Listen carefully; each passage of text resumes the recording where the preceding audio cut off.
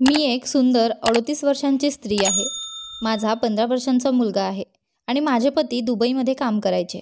त्यामुळे ते खूप कमी वेळा भारतात येऊ शकत असत. आम्ही आई मुलगा दोघेच घरी एकटे राहायचो. सासरमध्ये कोणी नव्हते आणि माझ्या लग्नाच्या 5 वर्षांनीच माझ्या आईवडिलांचे निधन झाले. भाऊ बहीण कोणी नव्हते. मी माझ्या आईवडिलांची एकुलती एक होते. माझे पती अमित देखील आधीपासूनच अनाथ होते. एक नाते जमवणाऱ्या महिलेने आमचे नाते ठरवले होते. अमित एकटे राहायचे आणि मी त्यांच्या जीवनात एक नवीन सुरुवात घेऊन आले होते. त्यांच्या जीवनात येऊन मी त्यांच्या जीवनात नवीन रंग भरले होते आणि त्यांच्या रिकाम्या घरात आनंदही आणला होता. माझ्या येण्यापूर्वी घर अस्ताव्यस्त होते, पण माझ्या येताच ते चमकू लागले. अमित माझ्यावर खूप प्रेम करायचे. ते नेहमी म्हणायचे, विशाखा, तू खूप चांगली पत्नी आहेस. मी खूप आनंदी आहे की तू माझ्या जीवनात आनंद घेऊन आलेस. आणि हा आनंद दुप्पट झाला जेव्हा मला आई बनण्याची गोड बातमी कळली. आई बनण्याची बातमी ऐकून अमित खूप आनंदी झाले होते. त्यांची इच्छा होती की त्यांना मुलगा व्हावा.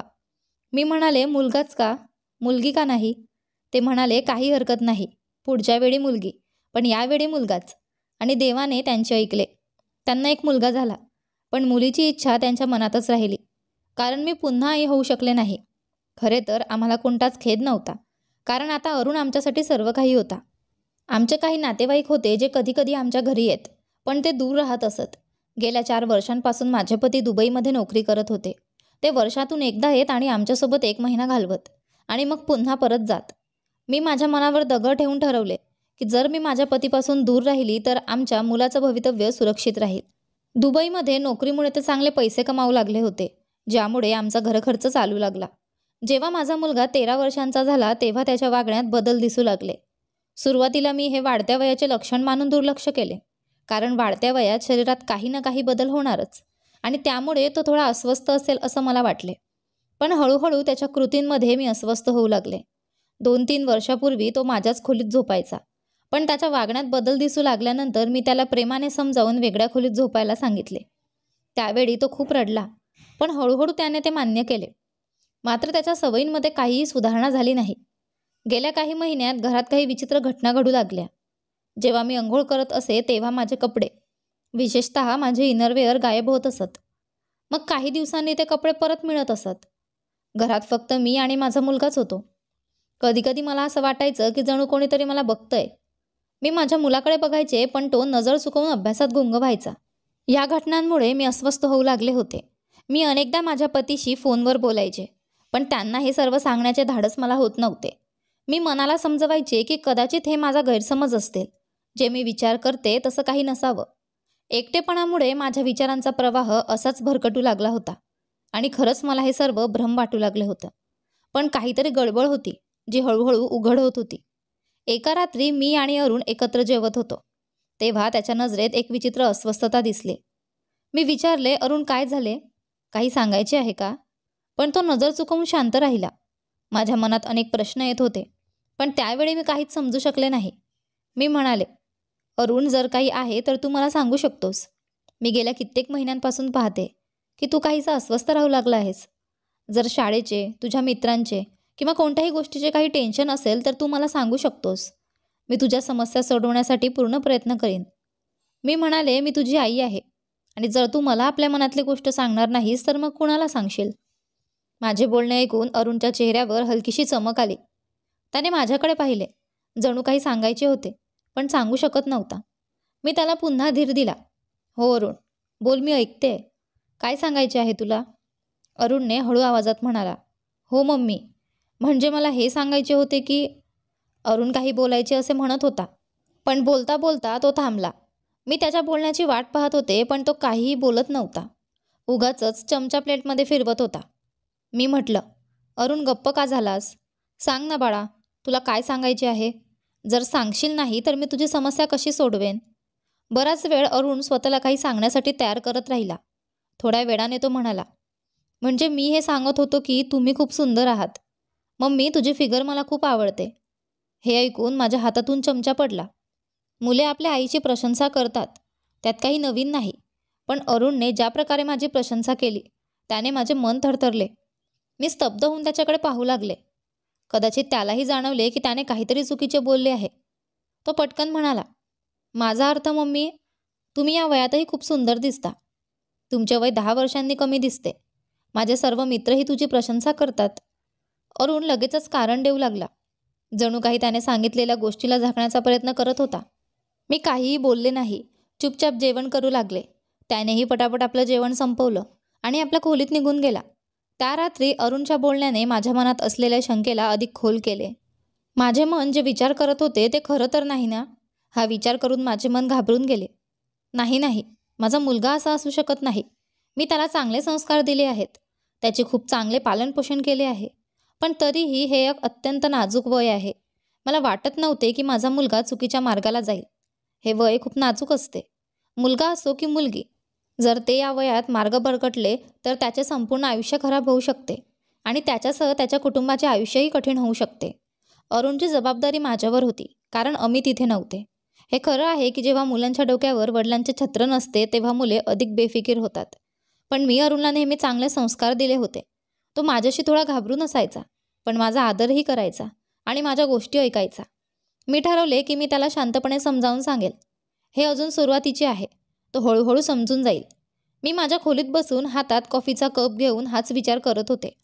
घड्याळात पाहिले तर रात्रीचे 12 वाजत आले होते. मला वाटले यावेळी अरुणला त्रास देणे योग्य नाही. मी झोपायचे ठरवले आणि झोपायची तयारी करू लागले. सर्वप्रथम मी आंघोळीसाठी वार्डरोब उघडली, जेणेकरून नाईट सूट काढता येईल. आज माझ्या मनात अमितशी बोलायचे होते. मी विचार केला, झोपण्यापूर्वी अमितशी थोडा वेळ बोलेल, म्हणजे मन हलकं होईल. आज मला अमितची खूप आठवण येत होती. अमितशिवाय मला काही चांगले वाटत नव्हते.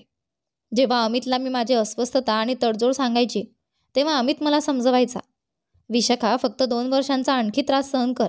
मग त्यानंतर आपल्याकडे काही पैसे साठतील आणि मी भारतातच काहीतरी व्यवसाय सुरू करीन. मी नेहमी अमितचे म्हणणे मान्य केले होते. त्यामुळे इथेही मी माझ्या मनातील भावना दाबून ठेवायचे ठरवले. मला अमितच्या परिस्थितीची पूर्ण कल्पना होती. ते तिकडे परदेशात आमच्यापासून दूर खूप कष्ट करत होते. अचानक माझ्या मनात त्यांना आवडणारी ती लाल नेटची नाईट ड्रेस घालण्याची कल्पना आली, जी त्यांना खूप आवडायची. मी तो नाईट ड्रेस शोधायला सुरुवात केली, पण तो कुठेच सापडत नव्हता. मी संपूर्ण अलमारी पालथी घातली, पण ती नाईट ड्रेस गायब होती. मला नीट आठवत होते की मी ती याच अलमारीत ठेवली होती, पण आता ती तिथे नव्हती. खूप शोधल्यानंतरही ती सापडली नाही. म्हणून शेवटी मी दुसरी नाईट ड्रेस घातला, पण मनात अजूनही ती लाल नाईट ड्रेसच फिरत होता. ते गेले तर कुठे गेले? अंघोळ केल्यानंतर मी अमितशी थोडा वेळ बोलले. त्यांच्याशी बोलून माझं मन हलकं झाले आणि मग मी झोपण्यासाठी पडले. सकाळी जेव्हा माझे डोळे उघडले तेव्हा मी पाहिले की मी उठायला अर्धा तास उशीर केला होता. मग घाईत उठले.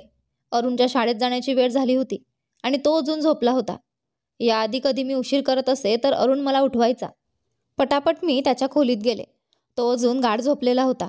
मी त्याची चादर खेचून म्हणाले, अरुण, शाळेसाठी उशीर होतोय, लवकर उठ. तो डोळे चोळत उठून बसला. मी त्याला थोडंसं रागावून म्हणाले, वेळ वाया घालवू नकोस. असंच अर्धा तास उशीर झालाय. लवकर बाथरूमला जा आणि फ्रेश होऊन घे. तोपर्यंत मी तुझे कपडे काढून ठेवते. अरुण बाथरूमकडे गेला आणि मी त्याचे कपडे काढण्यासाठी त्याच्या अलमारीकडे वळले. जसं मी अलमारी उघडली, माझे होश उडाले. तिथे अगदी समोर तीच लाल नेटची नाईस ड्रेस ठेवलेली होती, जी मी रात्रभर शोधत होते. ही नाईट ड्रेस अरुणच्या अलमारीत कशी आली? माझे डोकं सुन्न झाले. मी तेच विचार करत होते जे मला विचार करायचे नव्हते. अरुण अजून लहान होता. त्याचे वय तरी काय होते? तो अजून पूर्ण 15 वर्षांचाही झाला नव्हता. मग हे सगळं काय चालले होते? मी ती नाईट ड्रेस हातात धरून विचारच करत होते. इतक्यात अरुण मागून आला. त्याने विचारले, मम्मा, माझे कपडे काढून दिले का? मी वळून त्याच्याकडे पाहिलं. ती नाईट ड्रेस अजूनही माझ्या हातात होती. मी ती अरुण समोर धरून विचारले, अरुण, ही नाईट ड्रेस तुझ्या कपड्यांमध्ये कशी आली? माझ्या प्रश्नावर अरुणचा चेहरा एकदम पांढरा फकट पडला. त्याच्या चेहऱ्यावरची घबराट स्पष्ट दिसत होती. तो अडखळत म्हणाला, मम्मा, मी तुम्हाला सांगणारच होतो. त्या दिवशी जेव्हा तुम्ही धुतलेले कपडे माझ्या खोलीत ठेवले होते, तेव्हा तुम्ही सांगितले होते की ते कपडे नीट ठेव. त्यात ही नाईट ड्रेससुद्धा होती.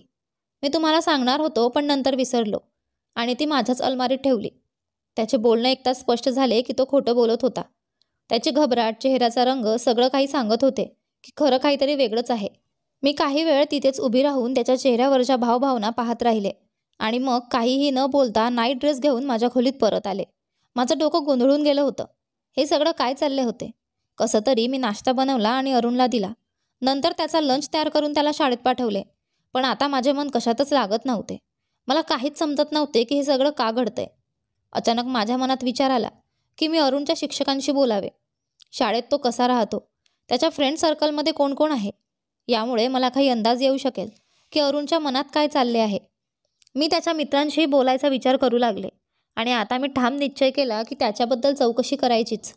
हेच ठरवून मी लवकरच घरातील कामे आवरली आणि अरुणच्या शाळेकडे निघाले. मी विशेषतः अरुणच्या वर्गशिक्षकांना भेटायला गेले. त्यांना भेटून म्हणाले, पहा, मला अरुणबद्दल तुमच्याशी थोडं बोलायचं आहे. आजकाल त्याचे लक्ष अभ्यासावरून उडतंय आणि मला जाणून घ्यायचे आहे की त्याच्या मित्रपरिवारात कोण कोण आहे, त्याची मैत्री विशेषतः कोणाबरोबर आहे. शिक्षकांनी दिलेले उत्तर मला समाधानकारक वाटले नाही. त्यांनी सांगितले, अरुण खूप शांत स्वभावाचा मुलगा आहे. त्याची कोणाशी खास मैत्री नाही आणि गेल्या 2 वर्षांपासून तो नेहमी एकटाच राहतो. मात्र याआधी तो हसतमुख होता, सगळ्यांशी मैत्री करायचा. मी गप्पच घरी परत आले होते. माझ्या मनात एकच विचार होता की मी अरुणला रंगेहात पकडेन. जेव्हा कधी तो काही चुकीचे करेल, मी त्याच्या प्रत्येक हालचालीवर लक्ष ठेवीन. हळूहळू मला जाणवायला लागले की अरुण लपून मला पाहायचा. कधी माझ्या खोलीत यायचा आणि माझी अलमारी उघडून उभा राहायचा. जेव्हा मी मागून आवाज देत असे तेव्हा तो घाबरून काहीतरी बहाणा करायचा की मी काही शोधत होतो. मी त्याचा मोबाईल देखील तपासायला सुरुवात केली होती. त्याच्या मोबाईलच्या सेटिंग्ज मी स्वतःच सेट केल्या होत्या, जेणेकरून त्याच्यापर्यंत कोणतीही चुकीची गोष्ट पोहोचणार नाही. तरीसुद्धा मी त्याची यूट्यूब आणि गुगल हिस्ट्री चेक करत असे. त्यात काहीही असे नव्हते जे मला चुकीचे वाटेल असं काही इशारा देत होते. एके दिवशी मी अंघोळ करून बाहेर आले. कपडे लॉन्ड्री बास्केटमध्ये टाकले आणि पडद्यामागे लपून उभी राहिले. मी पाहू इच्छित होते की माझे कपडे अचानक गायब कसे होतात. काही वेळातच माझ्या डोळ्यांसमोर असं दृश्य आले ज्याने माझे होश उडवले. अरुण आपल्या खोलीतून बाहेर आला, इकडे तिकडे बघितले आणि मग लॉन्ड्री बास्केटचे झाकण उघडून माझे इनरवेअर उचलले. तो लगेच आपल्या खोलीत गेला आणि आतून दार बंद केले. माझे मन थरारून गेले. जे काही माझ्या डोळ्यांनी पाहिले त्यावर माझा विश्वास बसत नव्हता. माझा संशय फक्त भ्रम नव्हता, तर तो आता खात्रीत बदलला होता. जे काही घडत होते ते अत्यंत चुकीचे होते. मी थरथरत्या पावलांनी माझ्या खोलीत जाऊन बसले. कदाचित अरुण चुकीच्या मार्गावर चालला होता. इतक्या कमी वयात त्याच्या मनात अशा गोष्टी येऊ लागल्या होत्या. माझे मन काम करत नव्हते. मला काहीच समजत नव्हते आणि मग मी फुटून फुटून रडू लागले. मला असं वाटू लागले की मी एक चांगली आई बनू शकले नाही. आता मी अमितला काय उत्तर देणार? मला अरुणवर खूप राग येत होता. तो अशी घाणेरडी कृती कशी करू शकतो? जर आज मी त्याला धडा शिकवला नाही तर भविष्यात त्याचे आयुष्य खराब झाले असते आणि त्याचबरोबर त्याने माझे आणि अमितचे आयुष्यही बिघडवले असते. मग काही विचार करून मी अरुणच्या खोलीकडे वळले. त्याचे दार बंद होते. मी दरवाजा जोरात ठोठावण्याच्या तयारीत होते. तेवढ्यात एक विचार आला. मी खिडकीतून आत डोकावले आणि जे पाहिले त्याने माझ्या पायाखालची जमीन सरकली. माझे मन थरथरले. हे सगळं मी कधी विचारही केला नव्हता की अरुण असं काही करू शकेल. माझे मन इतके लांब पोहोचलेच नव्हते. पण आज माझ्या डोळ्यांनी सत्य पाहिले तेव्हा माझे मन थांबून गेले. अरुण माझ्या कपड्यांसोबत काही चुकीचे करत नव्हता. तो फक्त माझे कपडे घालून आरशासमोर उभा होता आणि स्वतःला मुलींसारखे न्याहाळत होता. कधी तो मुलींसारखा चालू लागला, कधी लाजला. हे कधी आणि कसं झाले मला काहीच कळले नाही. माझा मुलगा तर एक सामान्य मुलगाच होता, मग त्याच्यामध्ये हे बदल का झाले? माझे मन जोरजोराने रडू लागले होते. मला मागच्या सर्व गोष्टी आठवू लागल्या. आई, तुझे फिगर खूप सुंदर आहे. आता समजले की त्याने हे वाक्य चुकीच्या हेतूने म्हटले नव्हते, तर त्याला मुलींचे फिगर आवडत होते. तो स्वतःही तसंच बनू इच्छित होता, म्हणून त्याने माझी स्तुती केली होती. माझ्या कपाटातून कपड्यांचं गायब होणंही आता स्पष्ट झाले होते. अरुण माझे कपडे चोरून ते घालायचा आणि त्यात तो आनंद अनुभवायचा. गेल्या 2 वर्षांपासून त्याच्यात हे बदल यायला सुरुवात झाली होती, जेव्हापासून त्याचे हार्मोन्स बदलू लागले होते. मी थकलेल्या पावलांनी माझ्या खोलीत जाऊन बसले आणि न जाणे किती वेळ रडत राहिले.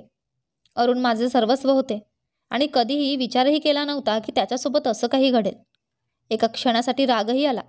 वाटले की अरुणच्या खोलीत जाऊन त्याला 2 कालाखाली लावाव्यात. मी त्याला या मार्गावर पुढे जाऊ देणार नव्हते. अजून तो लहान आहे.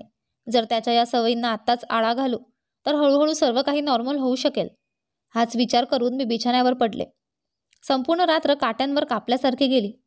अमितबद्दल विचार करून माझे मन फाटून जात होते, कारण अमितला ही सत्यता समजली तर त्यांचे काय होईल. सकाळी नाश्त्याच्या टेबलवर अरुण एकदम सामान्य बसला होता. मी त्याच्यासमोर टोस्ट आणि चहा ठेवला आणि तो शांतपणे नाश्ता करू लागला. मी गंभीर स्वरात म्हटले, अरुण, मला तुझ्याशी खूप महत्त्वाचे बोलायचे आहे. प्रत्येक प्रश्नाचे खरेखुरे उत्तर दे. खोटं बोलू नकोस. मी तुझी आई आहे. तुझ्या प्रत्येक कृतीवर नजर ठेवते. माझे बोलणे ऐकून अरुणच्या चेहऱ्याचा रंग अचानक उडाला. त्याच्या हातातला टोस्ट प्लेटमध्ये पडला. त्याच्या कपाळावर घामाच्या थेंबांचा शिडकावा दिसू लागला. मी त्याला शांत करत म्हटले, बघ, घाबरण्याची गरज नाही. जर तू खरी गोष्ट मान्य केलीस तर मला कडकपणा दाखवावा लागणार नाही. पण जर तू खोटं बोललास तर मी कठोर होईन. समजलास? मी थेट अरुणच्या डोळ्यात पाहून म्हटले, आजकाल तुझ्या मनात काय चालू आहे मला सर्व माहीत आहे, पण मी तुझ्या तोंडून ऐकू इच्छिते. माझं इतकं म्हणताच अरुण फुटून फुटून रडू लागला. जणू काही तो स्वतःशीच हार मानला होता. तो बराच वेळ रडत राहिला.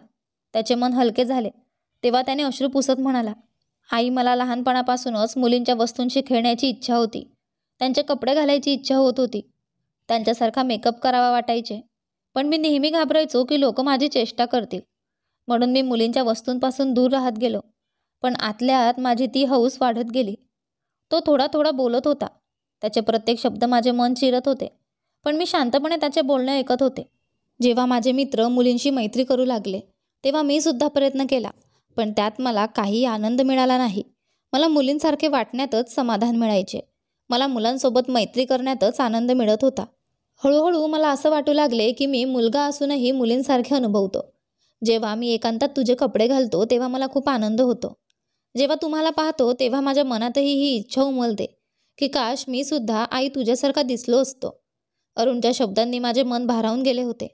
मी ठरवले होते की मी त्याला ओरडेन, त्याला योग्य मार्गावर आणण्यासाठी कठोर होईन.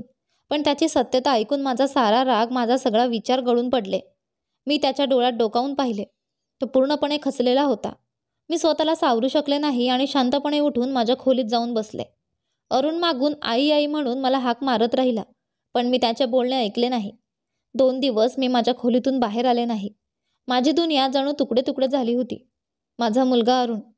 आता मला वाटत होते की तोच नाही ज्याला मी 15 वर्ष लहानाचे मोठे केले होते. आई असूनही मी त्याला ओळखू शकले नाही. मला जास्त दुःख या गोष्टीचे नव्हते की अरुणमध्ये चुकीच्या इच्छा जागृत झाल्या होत्या किंवा त्याचे जीन्स बदलू लागले होते.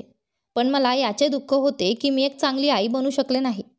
अरुण त्याच्या आत किती वेदना साठवत होता आणि इतक्या वर्षांपासून आतल्या आत कोंडत होता. पण मला त्याच्या वेदना कधीच जाणवल्या नाहीत. मी कशी आई आहे जी आपल्या मुलाच्या दुःखाला जाणवू शकली नाही. 2 दिवस मी रडत राहिले, तळपत राहिले, स्वतःला दोष देत राहिले. पण तिसऱ्या सकाळी मी एक नवीन विचारासह उठले. मी ठरवले होते की आता मला काय करायचे आहे. जेव्हा मी 2 दिवसांनी माझ्या खोलीतून बाहेर आले, अरुणच्या डोळ्यात मला पाहताच एक वेगळी चमक दिसली. त्याच्या चेहऱ्यावर दिलासा आणि आनंद स्पष्ट झळकत होते. जणू तो माझीच वाट बघत होता. पुढच्या क्षणी अरुण माझ्याकडे नजर चुकवू लागला. मी त्याला इशाऱ्याने बोलावले आणि तो शांतपणे माझ्याजवळ सोफ्यावर बसला. मी त्याचा हात माझ्या हातात घेऊन म्हटलं, बेटा, मला माफ कर. मी एक चांगली आई सिद्ध होऊ शकले नाही. तुझ्या भावना समजण्यात मी खूप मोठी चूक केली. तुझ्यासोबत जे काही होत आहे त्यात तुझी काहीच चूक नाही. हे सगळं देवाने तुला दिले आहे आणि यात काहीही तुझे नियंत्रण नाही. घाबरण्याची काही गरज नाही. तुझी आई नेहमी तुझ्यासोबत आहे. आजपासून तू मोकळेपणाने श्वास घेशील आणि तुझ्या इच्छेप्रमाणे आयुष्य जगशील. आयुष्य खूप मोठं असते बेटा. ते दडपून घालवता येणार नाही. हे काही 1-2 वर्षांचे प्रकरण नाही, तर पूर्ण आयुष्याचे आहे. माझ्या बोलण्याने अरुणच्या मनाचा ओझा जणू कमी झाला. तो माझ्या मांडीवर डोकं ठेवून झोपला आणि मी हळूहळू त्याचे केस कुरवाळत राहिले. माझ्या डोळ्यांतून 2 अश्रू गालावर ओघळले, जे मी पटकन पुसून टाकले आणि मग लगेचच मी अमितला फोन करून म्हटलं, मला या महिन्यात काही जास्त पैशांची गरज आहे. तू पाठवशील का? त्याने विचारले, किती आणि का? मी म्हणाले, जेव्हा घरी येशील तेव्हा सगळं सांगेन. आणि त्याने प्रश्न न विचारता पैसे पाठवले. त्याच दिवशी मी इंटरनेटवर एका चांगल्या डॉक्टरचा पत्ता शोधला आणि अरुणला घेऊन तिथे पोहोचले. डॉक्टरने अरुणची स्थिती समजून घेतली आणि मला खात्री दिली की तुमचे मूल आता खुलून त्याचे आयुष्य जगू शकेन. त्याला मनाप्रमाणे शरीरात राहताना तुम्हाला घाबरण्याची किंवा चिंता करण्याची गरज नाही. उलट तुम्ही आनंदी असावं, कारण तुम्ही तुमच्या मुलाची साथ देत आहात. अन्यथा आज न जाणे किती मुलं या स्थितीत कोंडलेले आयुष्य जगतात. ही काही चुकीची गोष्ट नाही. हे सर्व निसर्गानुसार घडते. यात माणसाचा वश चालत नाही.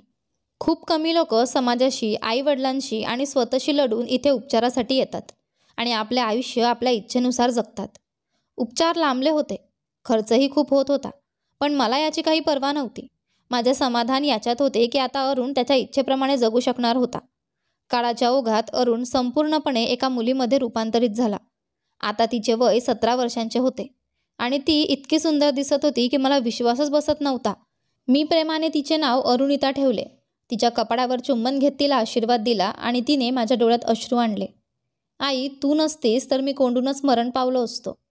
खरी अडचण तेव्हा आली जेव्हा अमित, जो गेली 2 वर्ष घरी आला नव्हता, आता येणार होता.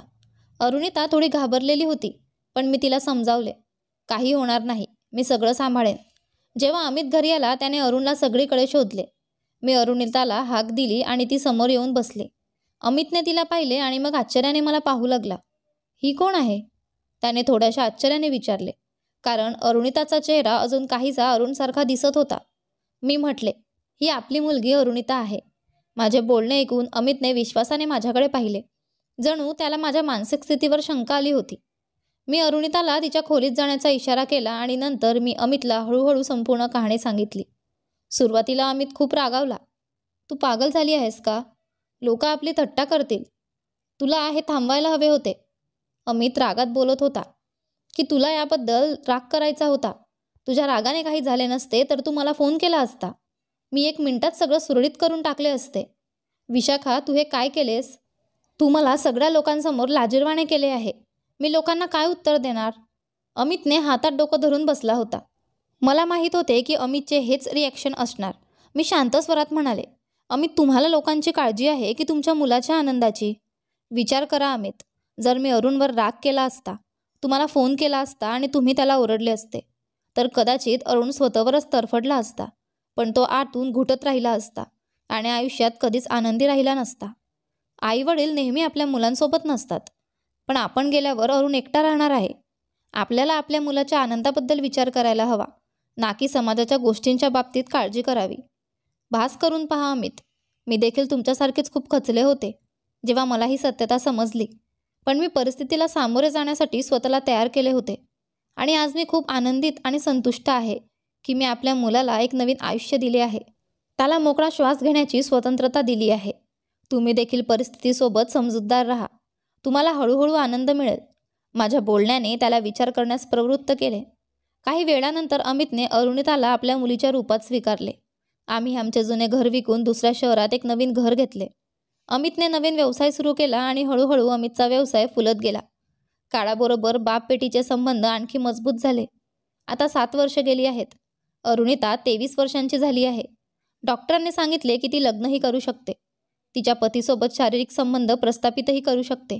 तिला काही अडचण नाही, परंतु ती आई बनू शकत नाही. मी अरुणितासाठी एक उपयुक्त जोडपं शोधायला सुरुवात केली, जो माझ्या अरुणिताची सर्व सत्यता स्वीकारून तिला पत्नी म्हणून स्वीकारेल. आणि मग तिला एक नवा साथीदार मिळाला. रुहान नावाचा एक युवक, ज्याची पहिली पत्नी निधन पावली होती आणि त्याला एक 3 महिन्यांची मुलगी होती. त्याने अरुणिताशी लग्न करण्यास सहमती दर्शवली. मी रुहानला सत्यता सांगितली, पण त्याला काही अडचण नव्हती, कारण त्याला त्याच्या मुलीसाठी एक अशी आई हवी होती जी सदैव तिच्यावर प्रेम करेल. मी आनंदाने अरुणिताचे लग्न केले. मला भीती वाटत होती की अरुणिता वैवाहिक जीवनात कसं निभावेल, पण हळूहळू ती त्या घरात रुळली. रुहानने तिला मनापासून पत्नी मानले. आता ते एक आनंदी जीवन जगत आहेत. आज मी खूप आनंदित आहे की मी योग्य वेळी योग्य निर्णय घेतला आणि माझ्या मुलीचे आयुष्य वाचवले. माझा पती देखील माझ्या या निर्णयाचा आदर करतो. अखेर मला हेच सांगायचे आहे की माता पित्याचे कर्तव्य आहे की ते आपल्या मुलांना अटळ प्रेम करावे, त्यांच्या भावना समजून घ्याव्यात आणि समाजाच्या भीती आणि बदनामीच्या चिंता न करता त्यांच्याबरोबर उभे राहावे. याशिवाय माझी ही कथा समाजाच्या बदलत्या दृष्टिकोनाचेही दर्शक आहे, जिथे लोक त्यांच्या खऱ्या ओळखीसह मोकळेपणाने जगू शकतात. त्यांच्या स्वप्नांच्या दरवाजासोबत मोकळेपणाने आपल्या पंखांनाही पसरू शकतात. तुम्हाला कथा आवडली असेल तर व्हिडिओला लाईक करा. तुम्ही चॅनलवर नवीन असाल तर सबस्क्राईब करा आणि हो, नोटिफिकेशन बेल दाबा, जेणेकरून पुढील व्हिडिओचे अपडेट तुम्हाला आधी मिळेल. धन्यवाद.